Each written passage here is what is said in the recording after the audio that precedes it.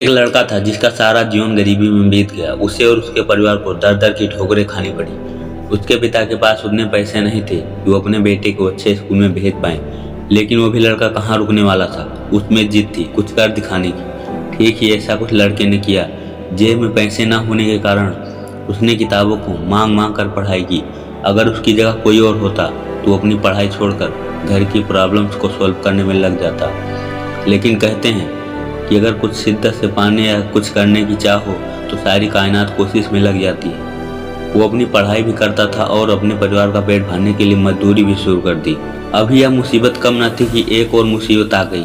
उसने 9 साल की उम्र में अपनी माँ को खो दिया और उनके जीवन में एक के बाद एक मुसीबत आ रही थी। यहाँ तक वो जिस लड़की से प्यार करता था, उससे शादी करना चाहता था, उसकी भी मृत्यु हो गई। इतनी मुसीबत आने के बाद भी उस लड़के ने अपनी मुश्किलों के सामने घुटने नहीं टेके। उसके बाद भी वो लड़का पॉलिटिक्स में उतर गया। लेकिन कहते हैं ना, मुसीबत तो आनी ही थी।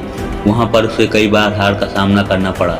यहाँ तक उसके जीवन में एक ऐसा टाइम भी आ गया था कि उसे खुद से भी डर लगता था। उसके जीवन में बहुत सारी मुश्किलें आई, लेकिन वो जिद्दी था, वो पागल था। यार, ऐसे बंदे को पागल ही कहेंगे ना।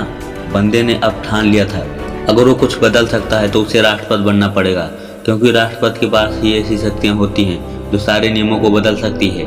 उसे पता था राष्ट्रपति बनने का रास्ता इतना आसान नहीं है, लेकिन उस बंदे के सपने मुसीबत के पहाड़ों से बहुत बड़े थे। जीवन में काफी संघर्ष करने के बाद आखिरकार एक दिन ऐसा आ ही गया, वो अमेरिका का राष्ट्रपति बन गया। अमेरिका का राष्ट्रपति बनते ही उसने दास प्रथा को जड़ से उखाड़ दिया और एक इतिहास रच दिया।